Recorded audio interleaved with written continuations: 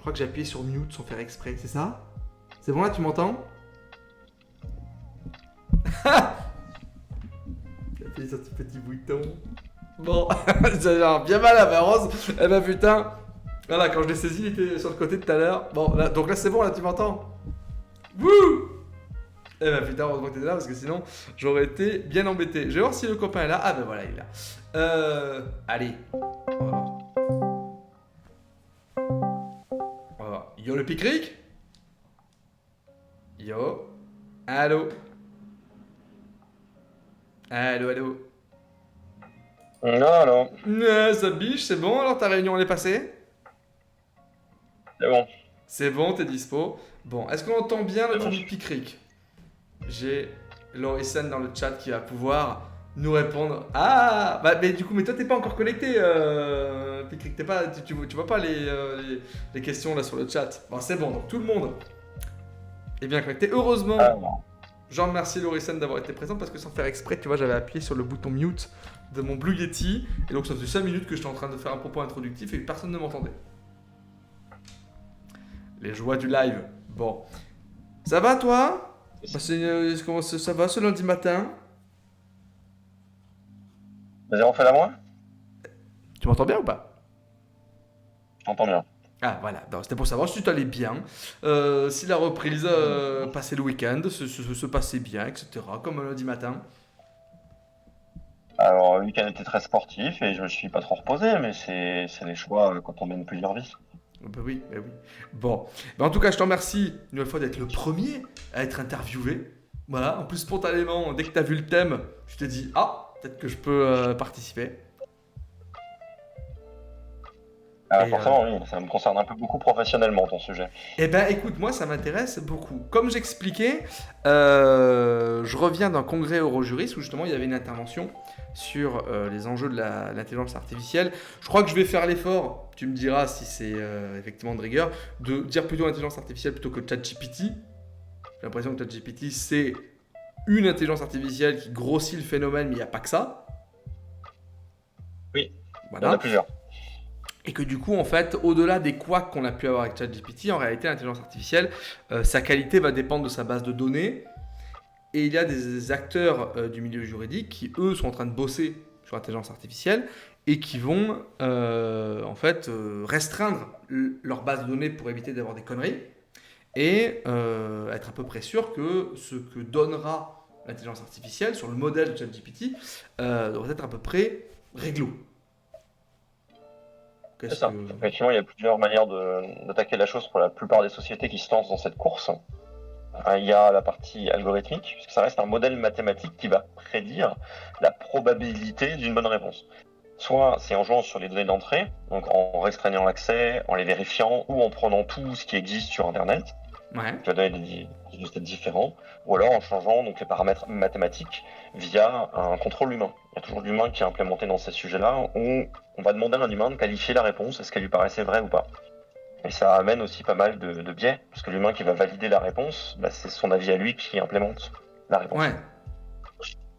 Ouais, bien sûr. Bah, donc voilà, c'est sûr que dans le monde du droit, comme dans d'autres domaines, c'est un truc sur lequel il faut s'y préparer. Voilà. Il y a déjà eu des faits divers, un avocat qui s'est fait pincer pour avoir sorti un mémoire avec des décisions qui étaient complètement bidons de tirer de ChatGPT. Et même un magistrat, voilà, qui s'était fait choper. Et c'est sûr qu'avec, tout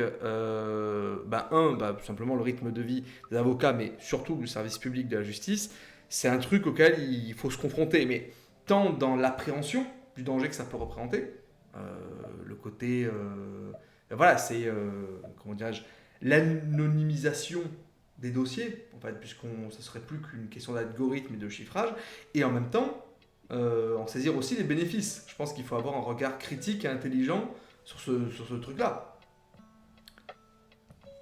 C'est Ou ça, est-ce que... il faut effectivement vérifier un peu toutes ces choses. Ouais, La protection des données rentre souvent en ligne de mire dans la déjà. plupart des projets qui sont faits dessus, dans la plupart des sociétés, puisque ça reste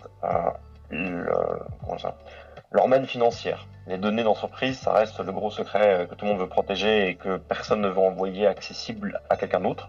Un des risques de ces modèles-là, c'est qu'à un moment donné, ils citent une source qui soit un cas très précis qui concerne une personne précise avec toutes les informations qui la concernent. qui peut être dommage et dommageable pour l'entreprise, puisque ça reste une divulgation d'informations confidentielles. D'un autre côté, il faut aussi avoir les meilleurs modèles pour qu'ils soient les plus pertinents possibles. Donc, pour avoir les meilleurs modèles, il faut avoir soit le plus de données, soit les meilleures données. Ça rentre un peu dans des choses très complexes, surtout que héberger ces modèles, les entraîner, les améliorer, ça demande des ressources techniques, des salles de serveurs, des appareillages spécifiques, que tous ne peuvent pas s'offrir. Juste avant qu'on poursuive, comme c'est la première interview que je fais dans le cadre de ces lives, peut-être juste, alors t'es pas obligé de tout filer, mais un peu, tu peux nous parler un petit peu de ton profil, pour dire voilà que tu dis que l'intelligence artificielle ça touche à ton domaine, voilà sans citer la boîte pour laquelle tu bosses, etc. Aucun problème. Alors, mon profil, moi, ça va faire un peu plus de 5 ans maintenant que je travaille en tant que senior data scientist. Donc, c'est effectivement les gens qui sont derrière à créer des modèles, les entraîner, collecter la donnée, nettoyer la donnée et aussi faire toute la partie implémentation. C'est-à-dire que créer un bon modèle, c'est comme avoir un excellent moteur de voiture. Si on n'a pas la voiture qui va autour, ça va pas très loin. Donc toute la partie implémentation, c'est le fait de construire la voiture, donc de voir avec des personnes, des utilisateurs finaux, comment est-ce qu'ils voient la chose, comment est-ce qu'on l'implémente, est-ce qu'on fait une interface chat, est-ce qu'on le fait de manière vocale, est-ce qu'on le fait en réponse d'email, est-ce qu'on fait un autre support, comment répondre. Il y a beaucoup de questions aussi dans ce cas-là où on va paramétrer la réponse pour est-ce qu'on tutoie, est-ce qu'on vous voit, est-ce qu'on met les noms, est-ce qu'on met les prénoms. Toute la partie aussi, comme je disais, voilà, implémentation. Et c'est là où je travaille. Et tous ces sujets aujourd'hui autour de l'IA générative, qui est une ancienne nouvelle technologie, dans le sens que c'est une nouvelle technologie parce qu'elle vient d'apparaître sur le marché public. C'est-à-dire que les gens commencent à l'utiliser massivement depuis maintenant un peu plus d'une année. Pourtant, c'était quelque chose qui était connu avant. Il y avait d'autres modèles de plus basse technologie de machine learning qui fonctionnent bien aussi, mais ils n'ont pas la capacité, la puissance de calcul qui a été développée là. Comme tout, c'est au final, ça passer d'une petite calculatrice à une grosse calculatrice. Il y a des fonctionnalités en plus, il y a des choses qui s'amènent avec toutes les questions et les débats dessus. Et justement, bon, toi évidemment tu as la tête là-dedans, mais d'une manière générale ou plus spécifiquement vis-à-vis du monde de la justice ou l'idée que tu peux t'en faire, comment est-ce que tu vois l'opportunité de cet apport de l'intelligence artificielle? Tu le vois davantage comme un facteur de risque pour le justiciable ou au contraire comme une opportunité positive? C'est plutôt une opportunité positive avec quelques limites, dans le sens qu'il y a toute une grosse partie, un gros pan dans les communications qui sont faites aujourd'hui, où il y a un besoin d'éduquer les personnes à comprendre comment ça marche, que l'outil va répondre une réponse qu'il a jugée lui la meilleure. Mais comme elle est bien écrite, sans faute, on a l'impression qu'elle est vraie. Au final, ce qu'il faut se dire, c'est comme avoir un ami qui sait un peu tout. Quelque part, il faut quand même avoir les sources. Il faut vérifier ce qu'il va dire. On peut pas avoir une foi absolue dans ce que la personne ou l'outil va nous répondre. C'est pour ça que j'aime bien la formulation de parler d'intelligence augmentée, puisque ça ne remplace pas, ça permet d'aider, notamment dans le cadre du droit ou d'autres domaines où il y a énormément de documents à parcourir. Ces outils permettent de les résumer et d'aller trouver plus d'informations, plutôt que de devoir aller chercher manuellement plein et plein de documents. Ouais. Ouais, c'est pas mal, ça doit être pas d'intelligence augmentée. C'est vrai que ça remet. Oui, ça laisse le postulat de départ qui reste l'intelligence humaine, quoi. C'est ça. C'est l'humain qui doit choisir à la fin, surtout dans le cadre juridique ou encore dans le cadre de la santé où ça va aussi pas mal intervenir. Ma vision personnelle, ça reste que c'est l'humain qui doit prendre la décision à la fin et qui se sert de tous les outils qu'il a à sa disposition pour prendre la meilleure décision. Puisqu'il y a aussi, dans tout ce cadre-là, énormément de réglementations qui rentrent en ligne de compte, où toute personne, dans le cas de ces décisions-là, peut demander à se faire expliquer le processus de décision. Et ces outils étant souvent perçus comme des boîtes noires, les processus de décision sont inexplicables. Donc il faut quand même qu'il y ait un humain qui rentre en ligne de compte pour dire attends, l'outil il a décidé parce qu'il a choisi tel et tel document, parce que c'était les plus pertinents et qu'ils soient en capacité d'expliquer la décision. Ouais. C'est parce qu'à la fois on parle de la finalité de l'intelligence artificielle, comment est-ce que ça peut être utile ou comment est-ce que ça peut représenter un risque, mais il y a aussi en fait, voilà, au-delà du contenu, il y a le contenant, et tu mettais bien la focale dessus, c'est que c'est un logiciel, enfin, c'est un programme qui peut te choper des données, donc ça pose des problèmes de droit d'auteur, de plagiat, qui sont évidents en fait. Ça. Il va y avoir beaucoup de sujets autour de ça, de comment protéger tout un chacun ses données pour dire qu'elles sont bien les siennes, et aussi de vérifier lesquelles on veut donner publiques. Ça peut aussi être une manière humanitaire et très humaine de transférer la connaissance, C'est-à-dire qu'il y a une partie qu'on accepte de donner publique. Genre, Mais pour se après, c'est rendre toute compte. l'utilisation qui en est faite et le départ vers des finalités commerciales en fait, de ces outils-là où ça pose des soucis.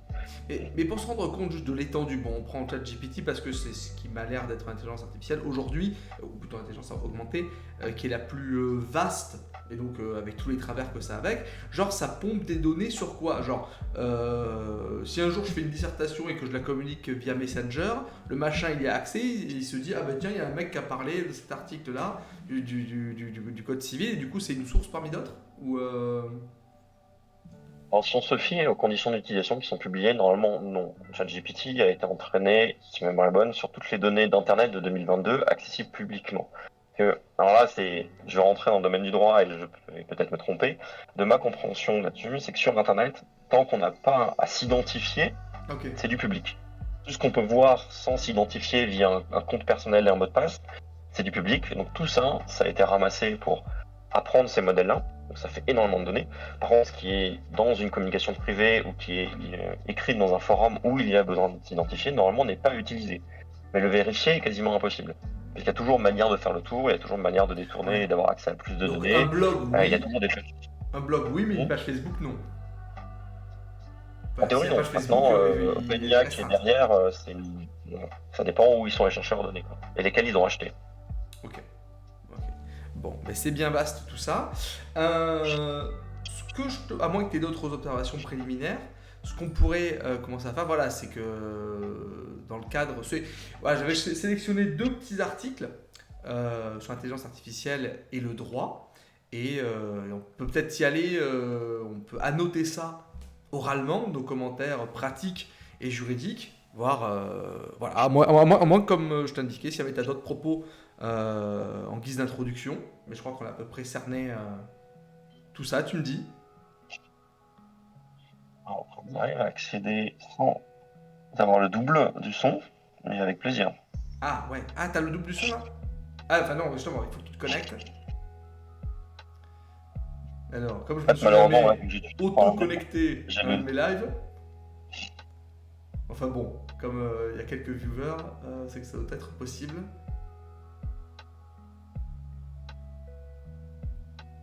Tu me dis sinon, à la rigueur, je te les envoie en PDF. Hein, on va faire comme ça, on va les montrer en PDF, Yep. ça sera très bien. Les joies du direct, hein. Et ça c'est cool. Voilà, on apprend, c'est une première. Ah ouais, total, hein, moi j'ai aucune prétention. Allez hop. En tout cas, je te remercie une nouvelle fois parce que ça va enrichir quand même l'entretien et je pense qu'il y aura pas mal de monde qui seront intéressés par le podcast. Voilà, donc tu me dis si tu les as bien reçus. J'ai bien reçu le PDF, je suis en train. Ok, moi je vais commencer du coup par celui qui me semble être le plus généraliste.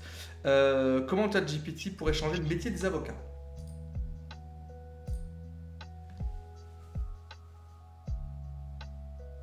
On est bon? On t'a refait la main. Comment Je vais commencer ChatGPT par pourrait celui qui, dans le titre, il y a ChatGPT. Comment ChatGPT pourrait changer le métier des avocats? Ok, trouvé. Alors attends, je fais le partage d'écran. Clac. On est bon. C'est bon, t'es dessus. On est bon? 30 secondes.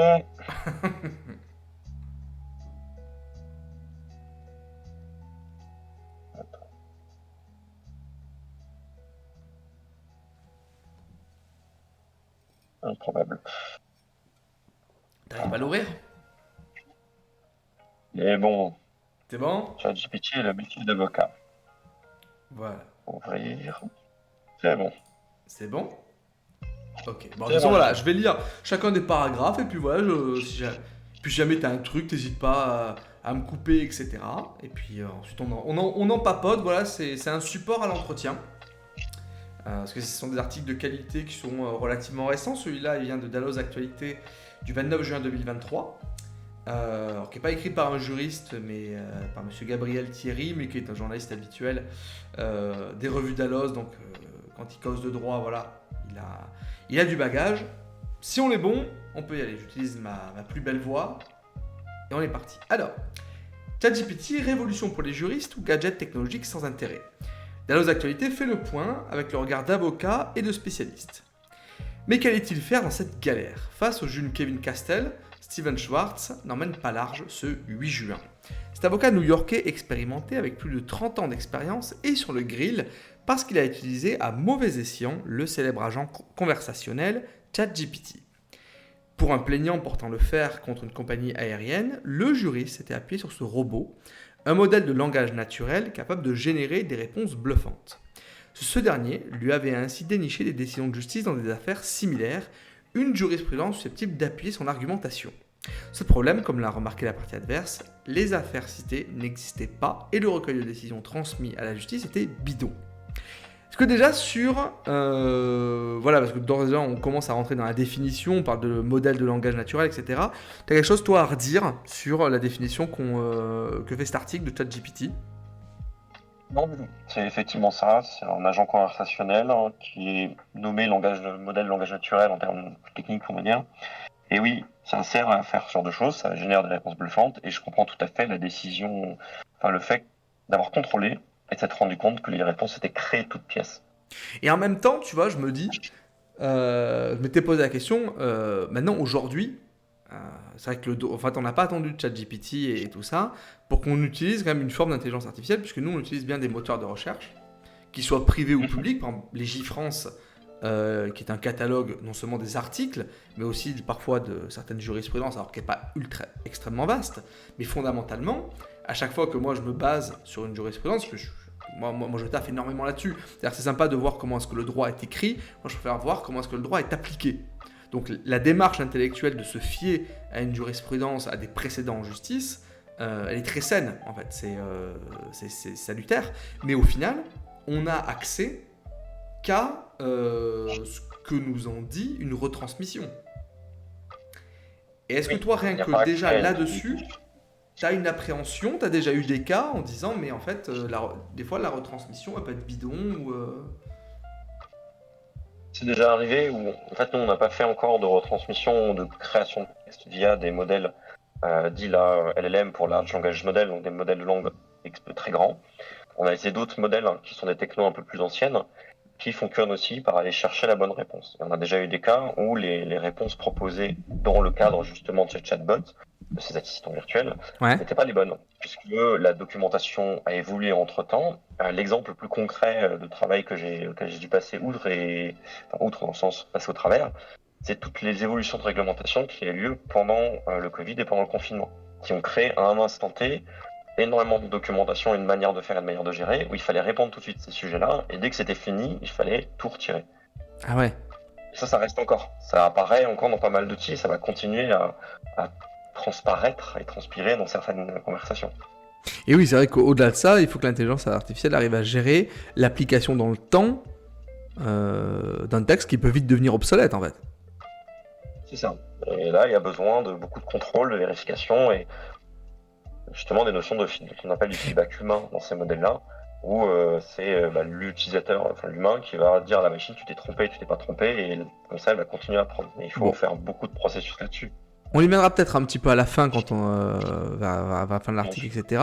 Mais d'ores et déjà, tu as une espèce de bible de comment est-ce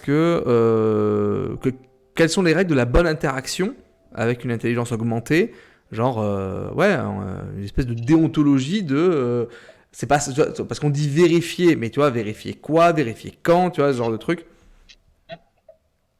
Il y a énormément de processus là-dessus et c'est très compliqué de les mettre en œuvre puisque la déontologie, l'éthique, le moral, la justice, c'est des choses hyper culturelles et très par nation. Mais simplement, même pour vérifier la qualité de l'info.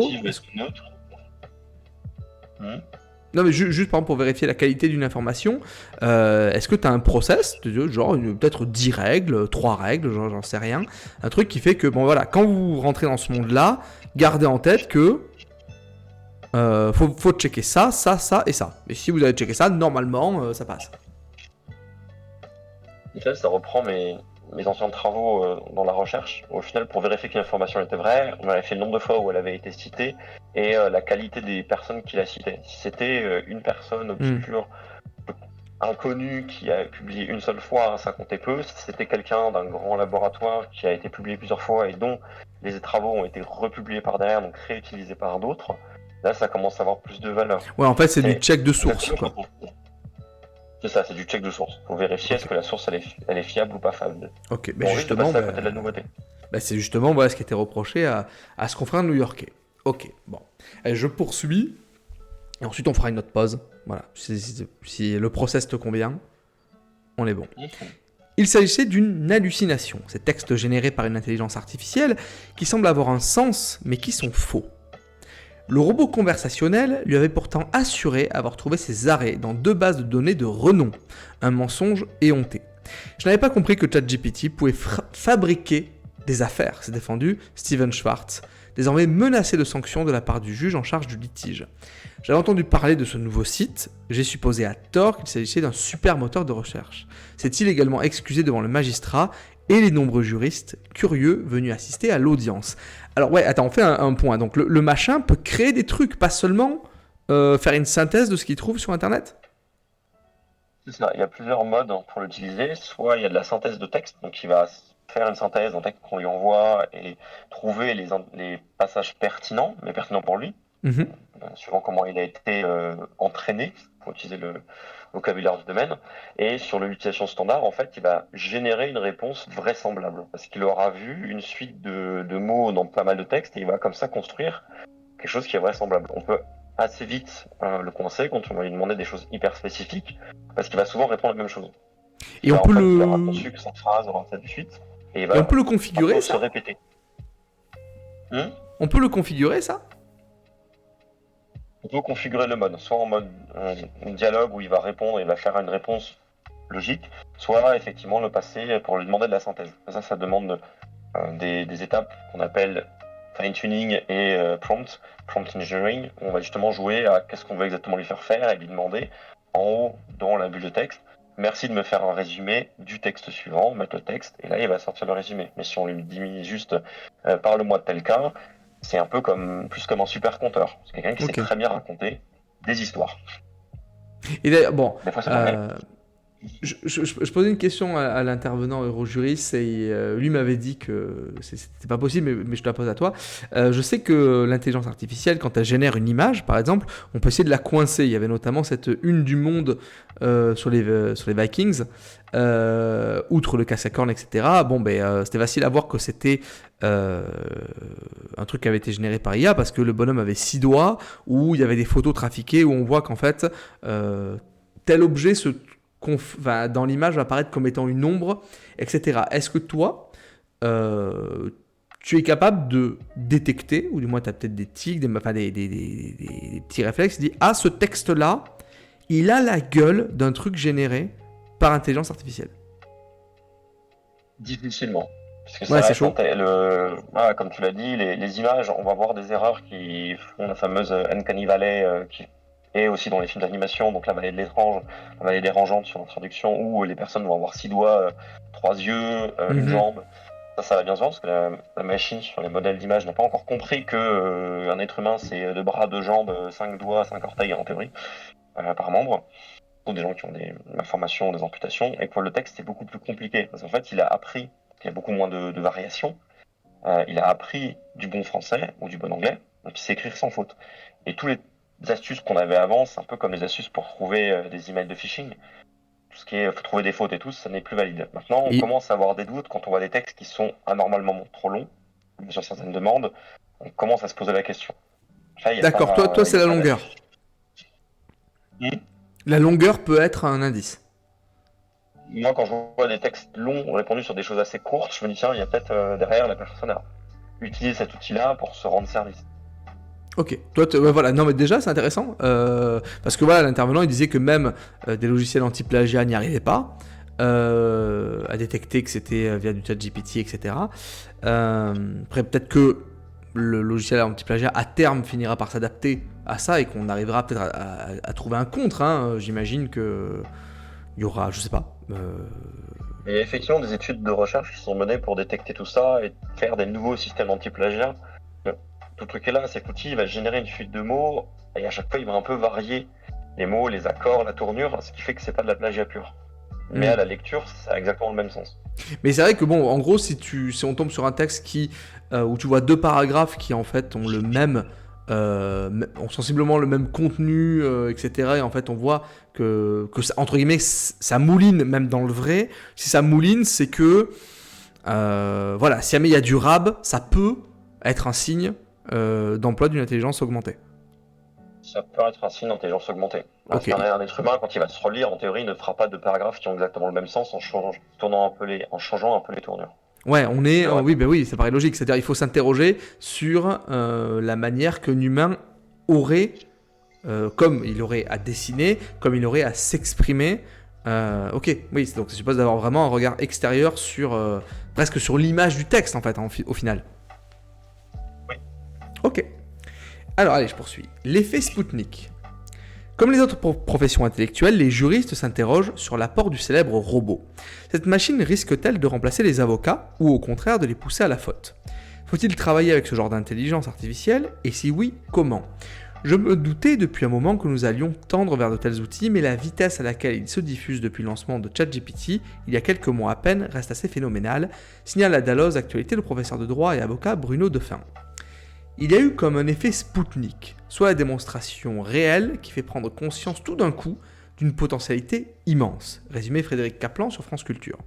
Pour ce docteur en intelligence artificielle, directeur du Collège des Humanités de l'École Polytechnique de Lausanne, ce genre de technologie va en effet entraîner une modification de la dynamique de l'écriture plus profonde que le traitement de texte, c'est-à-dire une transformation culturelle majeure qui déterminera non seulement le destin des mots, mais aussi des idées. Bon, j'imagine, ça rejoint ce qu'on disait en propos introductif. Peut-être, voilà, tu partages aussi un petit peu ce vertige que ce ne sera pas seulement une manière d'écrire, mais aussi une manière de penser. Une manière de penser, là, ça devient très philosophique comme question. On va en arriver à qu'est-ce qui fait de nous les humains et qu'est-ce qui fait de ça une machine. J'ai plus l'impression que ça va nous aider à réfléchir sur nous-mêmes, sur la source de nos informations, C'est ce que je me dis, bien ouais. éduqué sur ce que ça fait. Et de se dire, il faut prendre du recul, il faut travailler notre information, il faut continuer à chercher. C'est aussi comme l'époque où on se disait, il faut pas croire tout ce qu'on voit sur Internet, il faut pas croire tout ce qu'on voit à la télé, il faudra pas croire tout ce qu'on va lire dans ces documents-là. Et tu vois, c'est comme moi, à tout petit niveau, hein, mais le fait que moi maintenant je m'interroge et que ça m'a fait comprendre, cette immensité de possibilités me fait comprendre que, attends, mais en fait, moi depuis le début je travaille avec des moteurs de recherche, certes, qu'on a privé, etc., mais c'est déjà en fait un filtre en soi. Effectivement, cet horizon infini me fait retourner sur ce que j'ai déjà parcouru et me dit, mais en fait, je suis déjà dans l'univers de l'intelligence artificielle depuis déjà un bail, quoi. Et donc, c'est vrai que ça peut développer un esprit critique. Et ce serait bon pour beaucoup de développer un esprit critique sur ce qu'on utilise, ce qu'on fait. Je pense qu'effectivement, après c'est comme tout, je pense que on a vécu énormément, voilà, c'est l'arrivée des réseaux sociaux, etc. Il y avait un temps d'adaptation qui a pu donner lieu aux pires saloperies qu'on a pu avoir sur Internet. Et je pense qu'après une décennie d'adaptation là-dessus, maintenant, bon, peut-être que c'est un avis strictement partiel et partial, ultra subjectif du moment, mais j'ai l'impression qu'au bout d'un moment, on commence à être plus hermétique à la fake news. Quand on a un truc qui apparaît comme ça dans ton fil d'actu qui a l'air sensationnel, j'ai l'impression qu'on a de plus en plus un réflexe de « Attends, on me l'a déjà fait une fois, quoi. » On s'est un petit peu habitué. C'est la bonne chose. Et peut-être que justement, avec le vertige que peut générer ce truc-là, voilà, est-ce que philosophiquement, on n'est pas en train d'assister à la naissance de Future Silence? Et est-ce que dans 200 ans, ça va pas finir en Battlestar Galactica? Bon, on sera plus là pour le savoir, quoi. Mais effectivement, ça peut être aussi... On sera pas là, mais à la vitesse à laquelle ça va, peut-être que dans 5-6 ans, on verra les premières choses apparaître. Et même avant, même déjà là, les gens commencent à assimiler ce que ça peut faire, ce que ça ne peut pas faire. Il y a un regard critique sur l'information qui est pas mal publié et partagé. Et ça amène beaucoup de discussions autour de qu'est-ce qu'on veut laisser à l'IA, qu'est-ce qu'on veut laisser à l'humain. Ouais, mais le simple fait, effectivement, s'interroger là-dessus... Non, pardon, c'est moi qui t'ai coupé. Ouais, je disais, voilà, l'Europe est un peu pionnière dans le sujet avec l'IA Act qui gère et réglemente justement la gestion. Il y a une nouvelle norme ISO qui est apparue pour les modèles d'intelligence artificielle aussi. Il y a un cadre réglementaire qui est en train de s'installer. pour répondre à ce besoin de je suis devant une machine qui peut tout faire, qui peut tout résumer, comment je l'utilise. Et puis, Et même, donc, tu vois, je faisais le parallèle avec Battlestar Galactica. Je sais pas si t'as vu la série, moi j'ai surtout vu la série de 2004. moi aussi. Ouais. Et que peut-être à terme, on aura une logique, un petit peu comme le Battlestar, le fait qu'il a survécu à l'invasion des Cylons, c'est parce que lui était le seul à ne pas être relié sur la toile. Il n'avait pas de connexion internet, etc. Et peut-être qu'on arrivera à des process en interne qui feront, mais les gars, mais plus jamais, en gros, vous envoyez des mémoires ou j'en sais rien sur Gmail, quoi.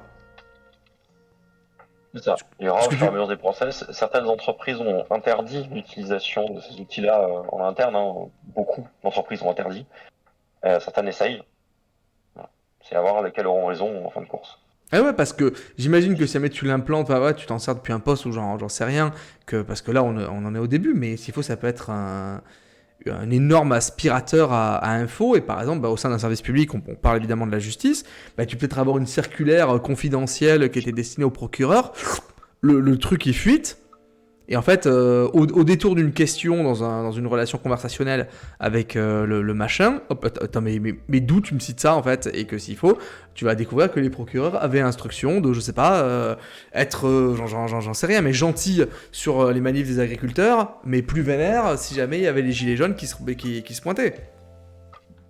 Ça peut arriver, puisque finalement, on a parlé de tout ce que l'outil pouvait assimiler pour le démarrage, pour son apprentissage, avant de sortir dans le tout public. Les premières versions de ChatGPT avaient une petite coche qui disait que tout ce qui était rentré, quelque part, leur appartenait. Donc tout ce qui a été tapé dedans allait être réutilisé dans leur modèle. Là, on est dans leur interface. Et c'est une chose qui est souvent communiquée dans la plupart des entreprises aujourd'hui, c'est si vous voulez l'utiliser pour des fins personnelles, ok. Si c'est pour des fins professionnelles, pensez à supprimer toute information confidentielle, qui quelque part supprime l'intérêt de l'outil. Mais il faut bien y penser, c'est que toutes les informations qui peuvent être entrées dedans, quelque part, elles vont être enregistrées dans une énorme base de données qui sera peut-être ou peut-être pas relue par un humain pour déterminer si l'interaction avec l'outil était bonne ou pas.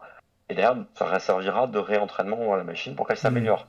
Donc à un moment donné, les informations qui aujourd'hui sont tapées pourront demain, au détour d'une conversation, ressortir. Et comme tu l'as dit, des articles ou des jurisprudences ou des messages qui devaient rester secrets ou des comptes rendus de réunion qui auraient... Ou du moins voilà, public limité, quoi. Ça peut ressortir. Donc il faut faire attention. Ouais. Allez. Pourtant, en soi, il n'y a pas de rupture technologique. La bascule date de 2017 avec la présentation des Transformers, cette architecture de réseau de neurones par des chercheurs de Google. Explique à Dalloz Actualité Michael Benesti, le directeur de la recherche du groupe Lefebvre-Sarru. Et l'intelligence artificielle est déjà utilisée dans le monde du droit. L'anonymisation des décisions de justice repose sur le machine learning, l'apprentissage automatique. Bah, tu vois, justement, je le disais. Mais à part les rêveurs, on ne s'attendait pas à ce que ces modèles génératifs soient capables de faire plus que seulement répéter. On a découvert qu'ils avaient une capacité de raisonnement, poursuit-il.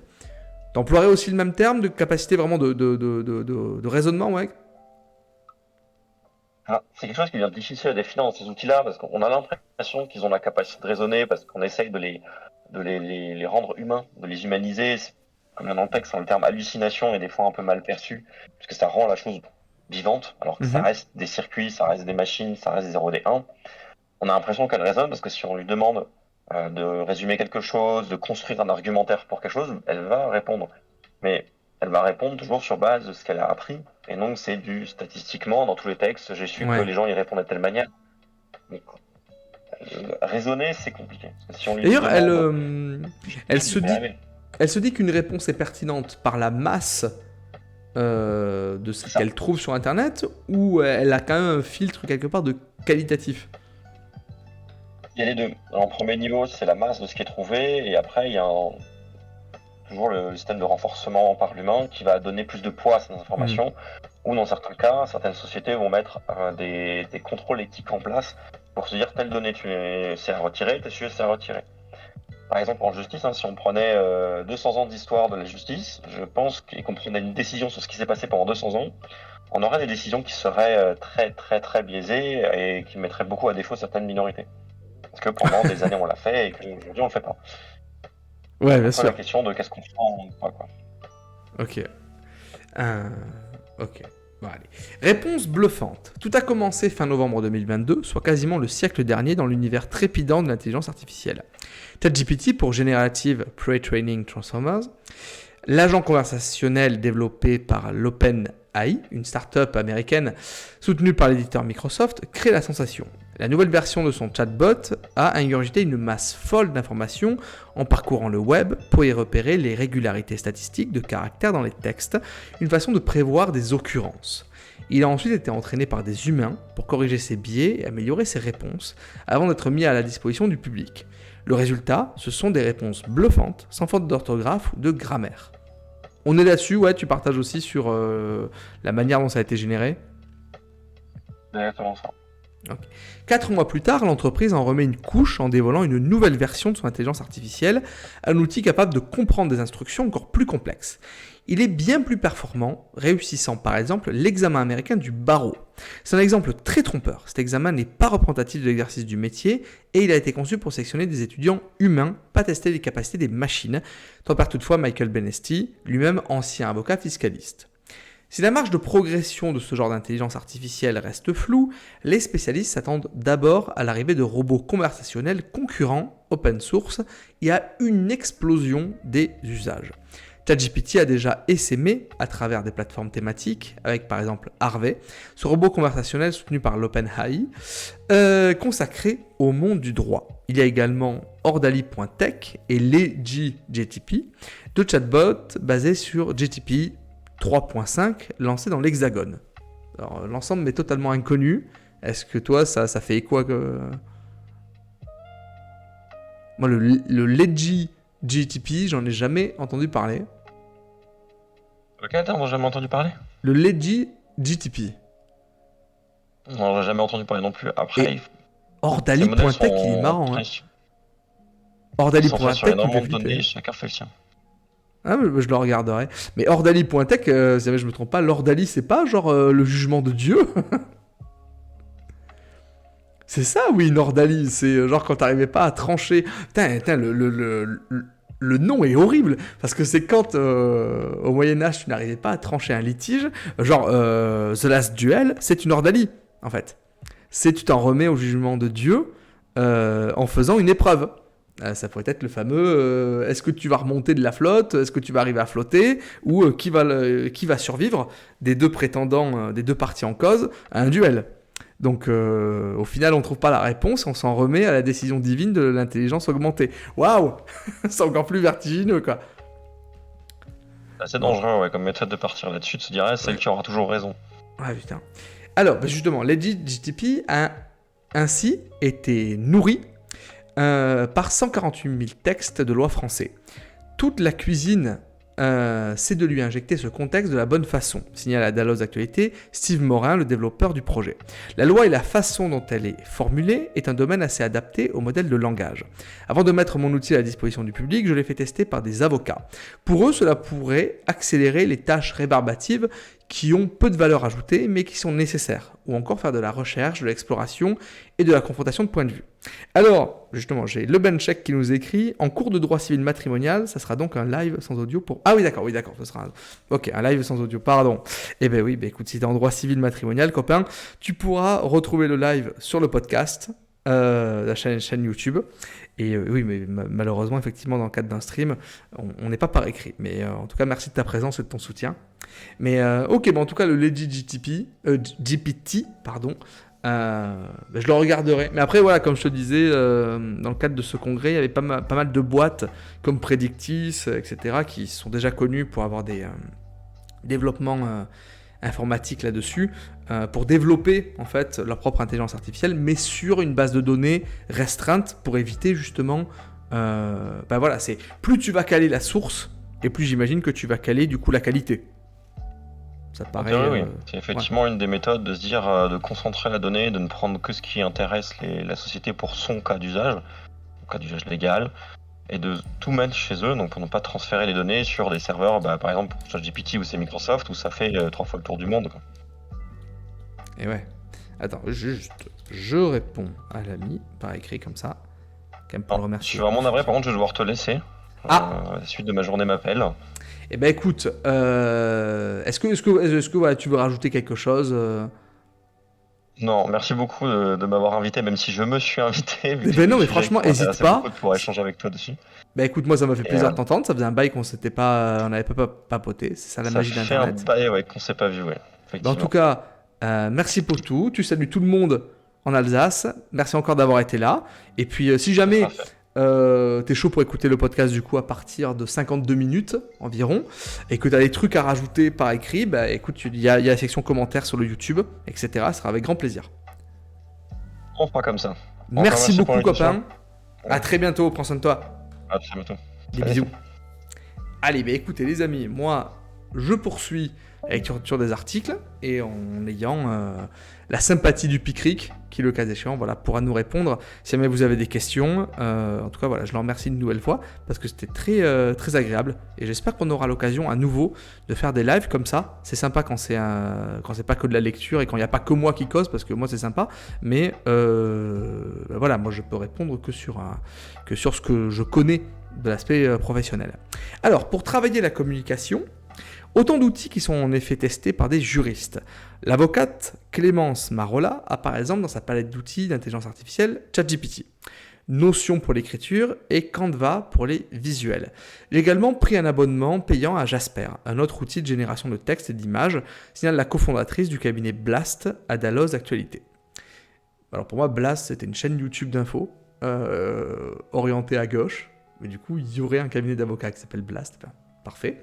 J'ai lancé mon cabinet il y a quelques mois. Je m'en sers pour essayer de me mettre dans la peau du client dans ma communication, pour formuler les offres de la façon la plus pertinente possible quand je prépare un devis ou encore pour faire une synthèse en quelques lignes d'un texte.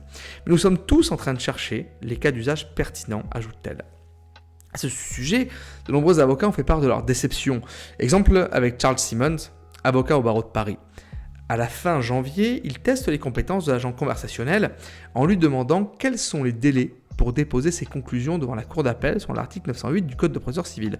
La réponse est totalement fausse, relevait-il son compte LinkedIn. Et le juriste, toujours dubitatif plusieurs mois plus tard, de relever le gros défaut de ce genre d'outil qui livre des réponses sèches. Cette dernière peut être bonne, remarque-t-il, mais sans raisonnement, impossible de le vérifier. Or, le droit n'est pas de la magie, poursuit-il, appelant les juristes à se méfier de ce genre de boîte noire. Effectivement, moi on m'avait déjà interpellé là-dessus, et pour moi c'est vrai que le cœur du boulot d'avocat, mais comme d'autres métiers, c'est pas seulement en fait d'être des juristes consultes qui donnent le droit de but en blanc, c'est le droit, c'est une matière, et à nous de la travailler. Et en fait, s'il n'y a pas de raisonnement, s'il n'y a pas de mise en contact, s'il n'y a pas de lien entre la matière et le client et la matière et le juge, en fait, nous on n'est que des intermédiaires de ces deux mondes entre le service public de la justice et le justiciable. Et c'est pas une intelligence artificielle qui va faire ça, parce que d'abord, l'intelligence artificielle, pour qu'elle réponde à la bonne question, faut-il d'abord savoir formuler la question. Voilà. Et donc il y a des cas qui sont franchement pas évidents à formuler, qui vont quand même toujours supposer un esprit humain. Chaque dossier est unique, et c'est vrai que même si on peut raisonner par la statistique, etc., en fait, chaque situation, même si le cas peut paraître similaire, il ne sera jamais identique et appelle toujours à, oui, mais dans ce dossier-là, il y a ce cas particulier qui fait que la réponse ne va pas être la même. Et ensuite, il faut quand même rendre la chose digeste pour un juge, et c'est pas parce qu'on lui balance des décisions ou des énormes raisonnements que ça va rendre la chose accessible pour lui, sachant que lui-même est dans une situation où, en fait, il n'a pas forcément le temps. On a affaire à un service public de la justice qui, je pense que la qualité d'argumentation n'a de sens que si elle est pour autant accessible. Voilà. Et je suis pas sûr encore qu'une intelligence artificielle va être en mesure de faire ça. C'est bête, hein, mais par exemple, l'humour dans des conclusions, dans une rédaction d'écriture en justice, ça peut avoir un sens, ça peut avoir un impact. Parce que on va prendre en défaut l'adversaire et puis surtout pas se tromper aussi quand même dans le milieu de la rédaction, de l'écriture en justice, c'est, je dirais, c'est que il n'y a pas qu'un rapport ma cause le droit, c'est ma cause contre sa cause. Et du coup, en fait, la cause en justice, il n'y a aucune raison de penser que ChatGPT soit en mesure d'analyser les défauts ou les qualités d'écriture adverse. Donc en fait, l'outil ne sera jamais absolu. En fait. Par contre, c'est un véritable outil, et je pense que il y aura 2 tendances. C'est enfin plutôt 3, mais comme dans tout, c'est ceux qui vont le proscrire, ceux qui vont l'utiliser à gogo, et ceux qui vont essayer de l'utiliser avec parcimonie, mais en ayant une forme de discipline. Mais c'est une problématique qu'on retrouve dans d'autres domaines.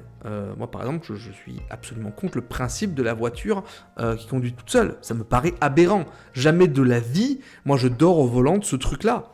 Parce qu'ensuite, il y a des questions de responsabilité, etc. Et puis, qui ne seraient pas pertinentes. Par contre, c'est vrai que moi, je me sers déjà quelque part de l'intelligence artificielle, mais un peu dans cette logique prospective, dans le sens où moi j'aime bien partir en justice avec des jurisprudences. D'abord pour confirmer si mon raisonnement il a pu être validé dans d'autres cas de décision de justice, voir si ma formulation argumentaire est similaire à ce qu'a pu faire un confrère qui a eu gain de cause, mais aussi pour voir si ce confrère n'a pas développé d'autres moyens de droit qui pourraient venir au soutien de mes propres prétentions. Mais au final, c'est une démarche actuelle que j'ai déjà, c'est juste que c'est galère de trouver la bonne décision qui est à peu près analogue. Si j'ai au final une synthèse qui est faite par une intelligence artificielle, pourquoi pas ? En fait, c'est juste, je pense qu'il n'y a pas lieu de se l'interdire parce que de toute façon, ça va prendre de l'ampleur. Et je pense qu'il faut plus avoir une démarche d'être dans le contrôle, dans la discipline, plutôt que dans la prohibition, ce truc-là. Ça va faire partie de notre univers et il faut le prendre à bras le corps. Mais au contraire, c'est ne pas en être otage, que ça soit en défense comme en demande. C'est-à-dire, pas seulement, justement, c'est à force de le proscrire, on ne saura pas non plus comment le combattre. En fait, je pense qu'il faut vraiment s'habituer à le maîtriser de manière intelligente entre nous. Voilà, c'est qu'on en fasse son outil pour mieux en combattre les déboires chez l'adversaire. Si jamais il y a une mauvaise utilisation en face. Parce que si on n'est pas habitué à en maîtriser les codes pour son usage personnel, professionnel, on ne sera peut-être pas en mesure de répliquer. Et je pense qu'effectivement, il y a encore des avocats que je connais qui n'ont même pas d'ordi dans leur bureau. Alors ils ont tous des ordinateurs au moins dans leur secrétariat, mais va y avoir un choc. Disons que ceux qui avaient survécu, les dinosaures qui avaient survécu à l'ère de l'informatique, là, ouais, c'est possible qu'il y ait ChatGPT et compagnie qui va vraiment donner un énorme coup de vieux. Et là, ça va être un défi d'adaptation. Mais aussi, moi, ce qui peut m'intéresser, là, je fais un peu une synthèse alors qu'on n'a pas fini l'article, mais bon, je suis lancé, donc je continue. Mais je pense que ce qui va vraiment être intéressant, c'est que quelque part, ça va un petit peu dans la même démarche que celle à mon tout petit niveau, j'essaie d'avoir. C'est que plus on rendra accessible le droit, et plus on sera dans un monde de droit. Et je trouve pas que ce soit forcément, philosophiquement, je trouve pas que c'est une mauvaise chose. Alors avec tous les déboires qu'on a pu déjà signaler, c'est pas le tout d'avoir la connaissance, mais en fait c'est le même principe que, alors, toute proportion gardée, mais que le principe de l'encyclopédie au XVIIIe siècle.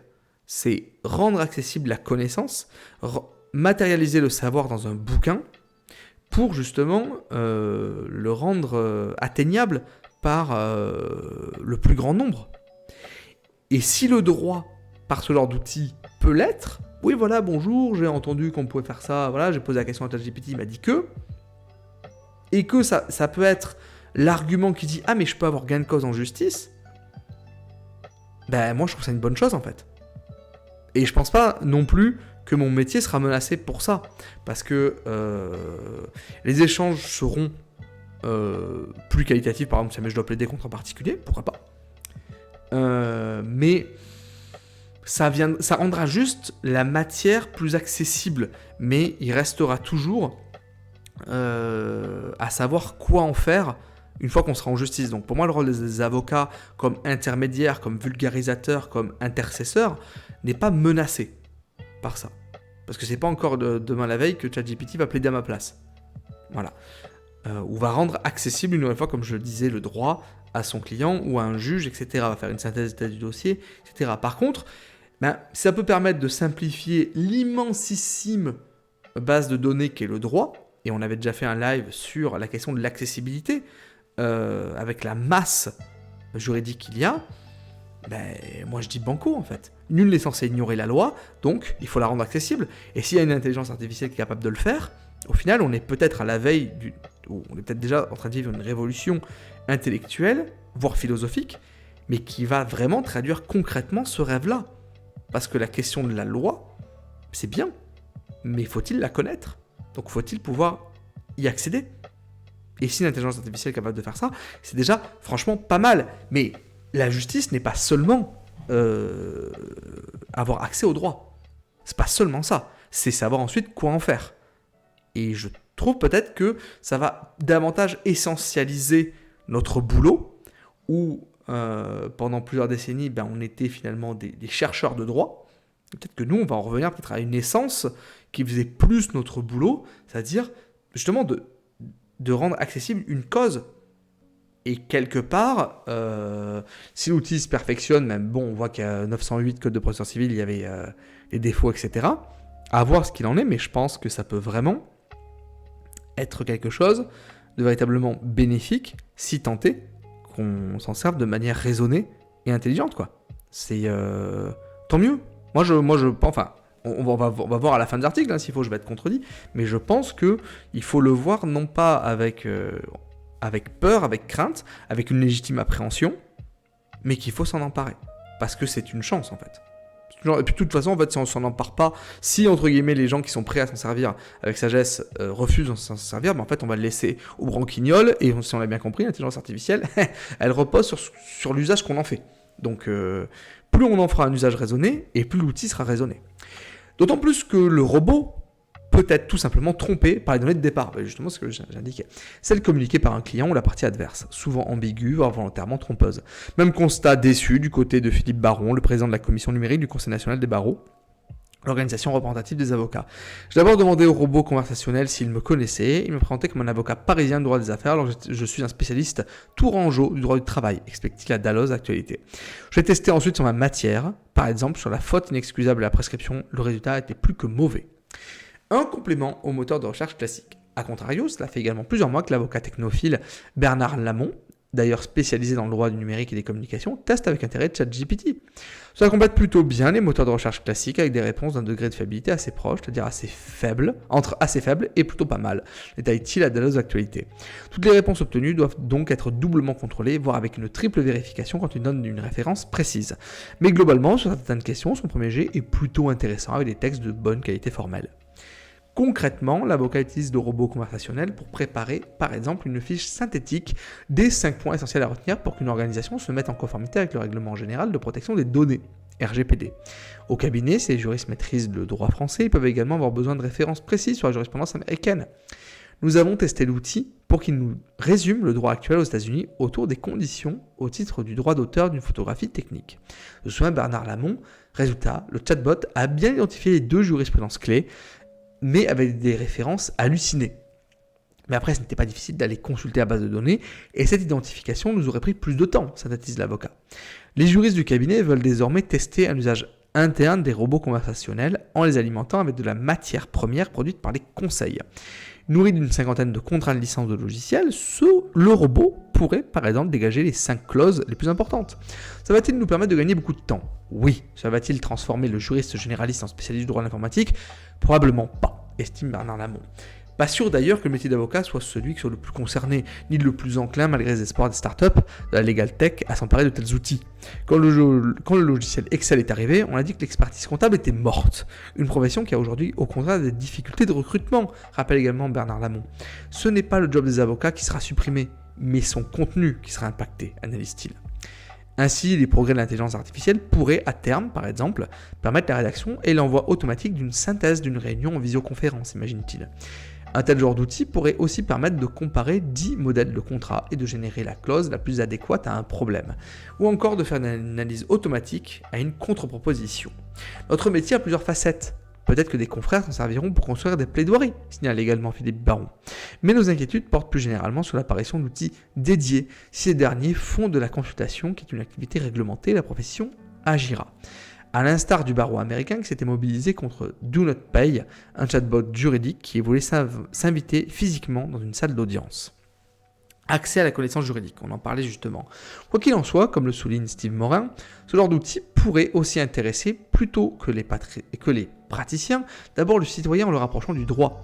Selon les points de vue, ce meilleur accès à la connaissance juridique pourrait soit profiter à la profession en ouvrant le marché, soit lui nuire avec une nouvelle concurrence low cost. Au jeu de la prospective, on peut imaginer une interface de médiation permettant à des parties d'anticiper l'issue probable d'un éventuel litige. Nous sommes au tout début de cette révolution. Il y a forcément des futurs usages que nous n'anticipons pas encore, tempère toutefois Michael Benesti. Tout le monde tâtonne, résume Bruno Defin.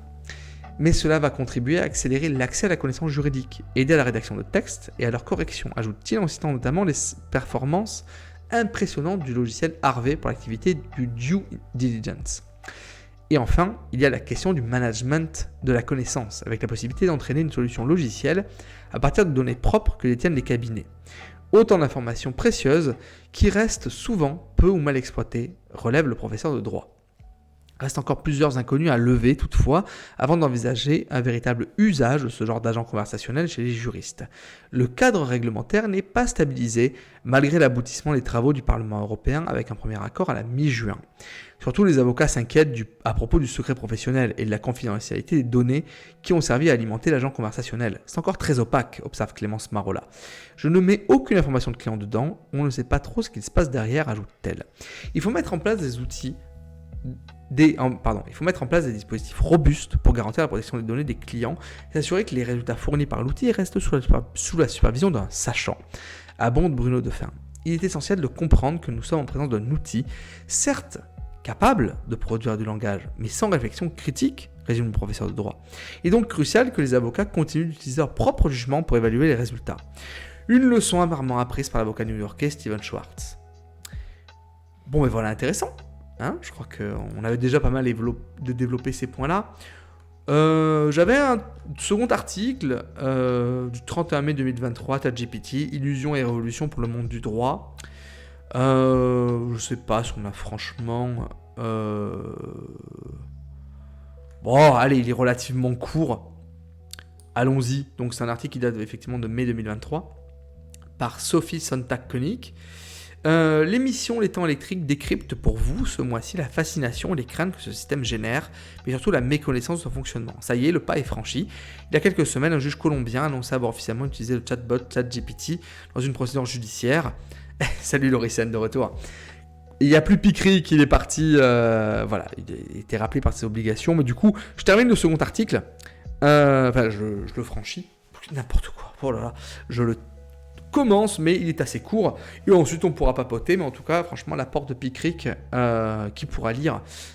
Justement, c'est pour ça que c'est une bonne chose que je termine l'ensemble des articles, qui pourra nous faire éventuellement un retour écrit dans les commentaires. Ça pourra être pertinent. Mais d'ailleurs, justement, on n'avait pas évoqué le cas de ce juge colombien qui annonçait avoir officiellement utilisé le chatbot ChatGPT dans une procédure judiciaire, consultant cet outil d'intelligence artificielle pour rendre et rédiger sa décision. Les questions déontologiques soulevées sont indéniables. Et au-delà, cela révèle aussi le besoin urgent de repères et de lignes rouges pour l'intelligence artificielle. Le sujet de l'intelligence artificielle n'est pas récent, mais celui des dernières générations qui fonctionnent à partir d'algorithmes d'apprentissage automatique l'est davantage. Il y a tout juste 5 mois, le 30 novembre dernier, l'OpenAI dévoilait son robot de conversation baptisé ChatGPT. En quelques jours, le succès fut immédiat et le phénomène est depuis omniprésent sur les devants de la scène politique, économique, mais aussi juridique. Alors pourquoi cet engouement si rapide ? Son nom est désormais omniprésent, mais force est de constater que beaucoup en ignorent encore la signification exacte. Donc ça on l'avait déjà dit, qui s'appelait Generative Pre-trained Transformers, dans lequel Generative notez l'accent, traduit sa capacité à générer du texte en langage humain naturel, où le pre-train représente le fait que le modèle était au préalable formé sur un ensemble de données finies, et où Transformer désigne l'architecture d'apprentissage automatique qui alimente la solution. Techniquement, ChatGPT n'est qu'un exemple de ce qui est plus globalement appelé l'intelligence artificielle générative.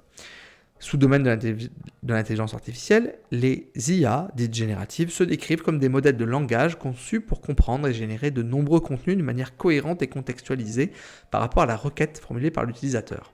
Ce type d'IA fonctionne à l'aide d'un type d'algorithme d'apprentissage automatique appelé modèle génératif. Mais en comprend-on généralement le fonctionnement ? réellement le fonctionnement. Certes, écrire un texte, créer une image, une vidéo, de la musique ou même des modèles 3D en quelques fractions de secondes, pour le commun des mortels, utilisateur de cette nouvelle boîte de Pandore, est particulièrement attrayant pour ne pas dire fascinant. Au-delà se pose-t-on les questions nécessaires au plan juridique pour appréhender les risques qui pourraient résulter de ce nouveau joujou technologique ? Car en effet, une approche en termes de risque est inévitable, si on en croit l'outil lui-même qui veille scrupuleusement à rappeler à ses utilisateurs, lorsqu'il est interrogé en ce sens, que comme toute technologie, il comprend des bénéfices mais aussi des risques, qu'il est important de saisir et de gérer de manière appropriée. Dans cette perspective, on peut se tourner vers l'apport de la propriété intellectuelle, car pour fonctionner, les IA génératives ont besoin de données, qui proviennent alors principalement de sources disponibles sur Internet. Pour ce faire, il faut en passer par la technique du scrapping, consistant à récupérer des informations d'un site grâce à un programme ou un logiciel afin de les réutiliser ensuite. Mais peut-on ainsi scraper tout ce qui se trouve sur Internet ? A l'inverse, peut-on protéger ou interdire que son contenu mis en ligne ne soit réemployé par un modèle d'apprentissage ?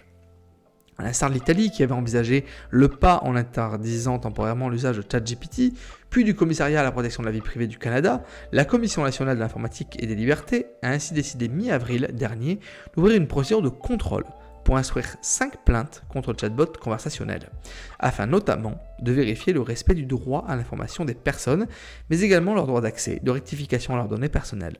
Droit d'auteur, protection des données à caractère personnel, action en responsabilité, quelles sont les perspectives offertes par le droit pour veiller à l'équilibre entre les intérêts en présence ? Par ailleurs, s'imposant comme une nouvelle source de contenu, l'utilisation de ce nouveau type d'outil emporte des conséquences inévitables sur les métiers du droit lorsqu'il est question d'un contenu à caractère juridique utilisé par le professionnel ou à son encontre. Alors, entre le simulacre et la révolution, où se situe-t-on ? Pour répondre à l'ensemble de ces questions, l'émission Les Temps électriques reçoit Madame Marie-Lou Leroy, docteur en droit, actuellement chercheuse en contrat postdoctoral au sein de l'université pour travailler sur les impacts sociétaux de l'intelligence artificielle. Pour écouter ce podcast, connectez-vous sur Amicus Radius, rubrique Les Temps électriques. Bonne écoute. C'est une bonne façon de... Est-ce que ce podcast est toujours accessible ? On va demander au chatbot Google, qu'est-ce qu'il me dit ? Et ça pourrait être une bonne façon, finalement, de conclure ce petit live. Alors, il y a Amicus Radio, premier lien. Mais oui, il est accessible. Donc, pour une durée de 39 minutes 13. Voilà. Constitutionnaliser le droit à l'accès à Internet. Alors, ouais, mais ça, c'est le dernier podcast. On a dit qu'il s'appelait comment, celui-là ? Ah ouais, mais attends. Nos émissions, mais oui. Ah, il y a Angle Droit, dis donc, qui fait des trucs sur Amicus Radius. Amicus Radio, sympa ça. Mais attends, mettons, je mets ChatGPT. Tu me dis quoi, toi, robot ? Maintenant, je vois que des robots.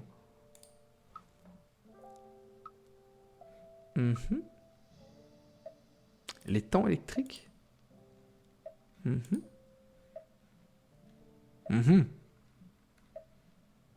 Ah, voilà, les émissions précédentes. Numérique, nouveau défi olympique. Rendre la justice grâce à l'intelligence artificielle. Il y a pas mal de... Ah, ChatGPT, illusion et révolution pour le monde du droit. Ouais, il est là. Donc, vous pouvez le retrouver ici. Super intéressant. Si vous voulez poursuivre ce thème-là, peut-être que... est-ce que la semaine prochaine, je poursuivrai pas un petit peu tout ça ? Ah, c'est intéressant. En écoutant, à l'occasion d'un live, un de ces podcasts, et voir ce qu'il peut en être. Allez hop, ça file ça dans les favoris. Et intéressant. Je verrai, parce que c'est vrai que de toute façon, cette question-là, ChatGPT va être toujours de mise. Mais voilà, mais je pense qu'on a pas mal abordé la question dans ses risques et ses opportunités. Une nouvelle fois, la présence de Picry qui était vachement chouette. C'était très plaisant d'avoir quelqu'un à interviewer comme ça. Ça rend la chose beaucoup plus dynamique et je trouve ça quali. Donc, écoutez, super chouette. Il a dit qu'il serait attentif, voilà, aux commentaires. Donc, si vous en avez, ça se passe en dessous, voilà, pour qu'on puisse en discuter, etc. Mais vraiment, je trouve ça intéressant de se poser toutes ces petites questions qui vont effectivement, à mon avis, en tout cas, moi, j'ai envie de le voir comme un gage de prospérité intellectuelle. En tout cas, de le voir de manière positive. À nous de nous en emparer. De toute façon, avant qu'il s'empare de nous, en fait. C'est plutôt le truc, quoi. C'est si on s'en empare pas, c'est lui qui va nous gober. Donc, autant s'y jeter avec confiance, mais avec un bon élan, mais en ne perdant pas. Exactement comme les éponges, mon gars. Les éponges, c'est utile, mais vraiment, c'est très bien ce qui peut en retourner. Bien. Je sais pas si c'est une bonne chose de finir sur une private joke comme ça. En tout cas, les amis, c'est la fin de ce live. J'espère que ça vous aura plu. Je vous dis à lundi prochain, midi 15, si jamais il n'y a pas d'accident. Voilà. Je ne sais pas encore sur quel thème on va pouvoir papoter. Ah si, je vais quand même terminer sur les petites infos. Pour celles et ceux qui auront eu le courage d'aller jusqu'au bout de ce podcast. Donc les prochaines vidéos, voilà, c'est cette semaine, je reprends les gros tournages, on continue sur les petits reels chaque semaine, mais ça y est, on va terminer dans le cours du mois de février, je l'espère bien, la saga sur les congés locatifs, ça serait bien. Et puis j'espère à la rentrée, je fais un gros bling bling à Loricène là, qui est bien présent sur le chat, j'aimerais lancer à partir de mars, du gaming. Du gaming sur le droit, mais oui, parce que j'ai découvert, non, je le savais déjà, mais qu'en fait, il y a toute une série de jeux sur le droit, en tant que tel, et notamment, il y en a un que je trouve passionnant, qui s'appelle We the Revolution, bon, qui a quand même quelques années, où on interprète un juge durant la terreur révolutionnaire, et je me suis dit, alors moi, je suis pas du tout un gamer, hein. Alors la perf sera pas par ici, hein. Mais je me suis dit que ça pourrait être un support super intéressant pour se questionner. Vous savez que voilà, moi j'aime beaucoup tout ce qui est un peu l'histoire du droit. Et là, je suis en train un petit peu de bouquiner, donc j'essaye de préparer ça pour début mars, un truc comme ça, sur le droit révolutionnaire. Vraiment la différence, enfin, pour moi, l'innovation majeure que ça a été par rapport au droit de l'Ancien Régime. Enfin, moi déjà, rien que le principe de la guillotine, il n'y a pas photo, hein. Je veux dire, il y a quelques années avant la Révolution, c'était l'affaire Calas, c'est le mec roué, écartelé, à totale, hein, avec la torture. Je prends la guillotine, il n'y a pas de problème. Hein. Mais avec d'autres conceptions aussi du droit qui ont eu à s'implanter dans une situation internationale et intérieure qui était chaotique au possible. Et justement, d'avoir ce jeu d'intrigue et d'enquête où on interprète un juge à cette époque-là, ça peut vraiment être très sympa. C'est trop rapide aussi, c'est nul. Ouais, écoute, le caractère festif, tu l'as ailleurs. Hein. Bon, déjà, c'est en place publique, la guillotine.